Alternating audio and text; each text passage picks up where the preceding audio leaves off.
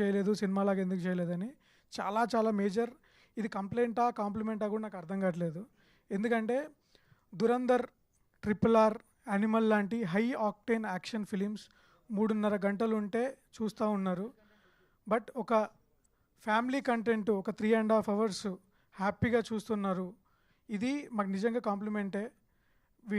మేము అది మా ప్రొడ్యూసర్ గారిని మీరు మరి అడగాలి, ఆ విషయం నాకైతే తెలియదు. బట్ ఐఎమ్ హ్యాపీ దట్ ఎవరు బోర్ కొట్టకుండా అందరు హ్యాపీగా చూస్తున్నందుకు thank you audience.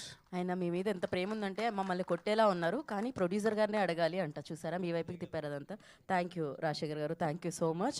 And now creative producer ప్రమదేశ్.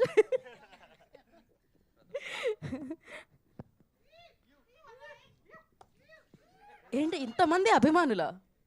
Hi అండి, ఇక్కడికి వచ్చిన మీడియా మిత్రులందరికీ ధన్యవాదాలు.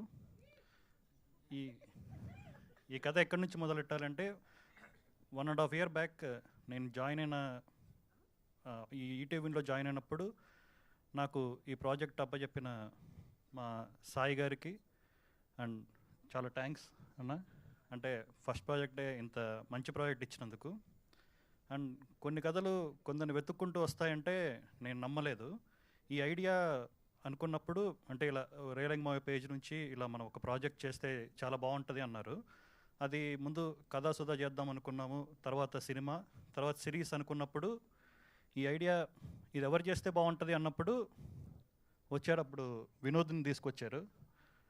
అక్కడ నుంచి తర్వాత ఈ మా శరత్ అన్న ఈ ప్రాజెక్ట్లోకి రావడము అండ్ మా రాజశేఖర్ డైలాగ్స్, మా రాజశేఖర్ రైటింగ్ జాయిన్ అవ్వడము, ఈ ప్రాజెక్ట్ అక్కడే సగం బ్లాక్ బాస్టర్ అయిపోయింది. ఎప్పుడైతే మేము షూట్ స్టార్ట్ చేసి వినోద్ ఫస్ట్ షాట్ అంటే ఈ వయసే సాంగ్ షూట్ చేసాము, మా చిన్నపిల్లల మీద మాంటేజ్, అప్పుడు మేనిఫెస్ట్ చేసాము ఈ ప్రాజెక్ట్ చాలా గట్టిగా బ్లాక్ బాస్టర్ అవ్వబోతుంది అని. అండ్ మా ఎడిటర్ శ్రీధర్, నేను శ్రీధర్ భాయ్ 1-2 months బ్యాక్ ఒకసారి చూడమని చెప్పాను ఈ కట్.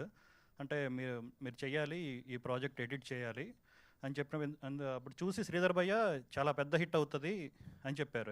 ఆయన మాటలు ఎందుకు నమ్ముతానంటే ఆయన నేను ప్రాజెక్ట్ చేయమని చెప్పాను, కథ వినిపించాను ఎడిట్ చేయమని ఎడిటర్గా.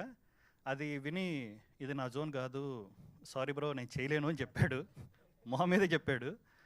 ఇది మాత్రం చూడగానే నాకు ఇమీడియట్గా ఫోన్ చేసి చాలా బాగుంది బ్రో, నేను తప్పకుండా చేస్తానని చెప్పి 1.5 monthలో ఇంత నియర్లీ 3.5 hours ఫుటేజ్ తను తీసుకొచ్చాడు. చాలా ఎడిట్లో కూడా చాలా చేంజెస్ చేశాడు. అంత ఆ 4th episodeలో ఆ లవ్ సాంగ్లో ఆ ట్రాన్సిషన్ది అందరూ థియేటర్లో కానీ ఎక్కడైనా అందరు దాని గురించి మాట్లాడుతున్నారంటే అది శ్రీధర్ ఐడియానే. అండ్ ఇంకోటి నా బెస్ట్ మూమెంట్ ఏంటంటే నేను కాలేజీలో చదువుతున్నప్పుడు అజయ్ బ్రో షార్ట్ ఫిల్మ్స్ ఇవన్నీ చూసేవాడిని. ఆయన షార్ట్ ఫిల్మ్స్ ఇది మన నేనేనా అని ఇలా చాలా ప్రాజెక్ట్స్ చేశాడు. అప్పటి నుంచి అనుకున్నాను ఆయనతో వర్క్ చేయాలి అని. నేను డైరెక్టర్గా ఉన్నప్పుడు వర్క్ చేద్దాం అనుకున్నాను, బట్ నేను క్రియేటివ్ ప్రొడ్యూసర్గా చేస్తున్న ప్రాజెక్ట్కి ఆయన రావడం అనేది ఇంకా బెస్ట్ ఎక్స్పీరియన్స్. లాస్ట్ 20 days ఆయనతోనే వర్క్ చేశాను. ఆయన ఇంట్లో మ్యూజిక్ చేస్తూ భోజనం చేస్తూ అక్కడే వర్క్ చేస్తూ కూర్చున్నాము.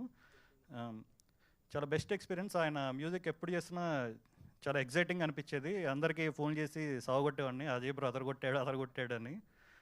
బట్ ఆయన రావడం చాలా బాగుంది. అండ్ విరాజ్ బ్రో అందరూ చాలామంది నాకు ఒక 10-15 మంది అమ్మాయిలు కానీ ఆంటీలు కానీ అందరూ ఫోన్ చేసి ఫస్ట్ వాళ్ళందరూ మీకెందుకు చేస్తున్నారు? జెన్యూన్ డౌట్, సారీ, జెన్యూన్గా డౌట్ వచ్చింది, తప్పే ఉందబ్బా.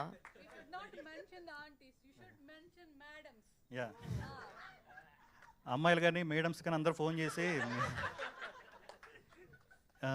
మీ హీరో చాలా బాగున్నాడు, 3 years బ్యాక్ బేబీలో చూసినప్పుడు ఎలా ఉన్నాడు, ఇప్పుడు అంతకంటే చాలా బాగున్నాడు అని చెప్తున్నారు. బేసిక్గా 7th episodeలో చాలా ఎమోషనల్ సీక్వెన్స్ కదా, పర్ఫార్మెన్స్ బాగుంటుంది అన్నారు అనుకుంటే అందరు హీరో చాలా బాగున్నాడని చెప్తున్నారు. సో ఆయన 7th ఎపిసోడ్ ఈ సిరీస్ అంత బాగా లాస్ట్కి వచ్చేసరికి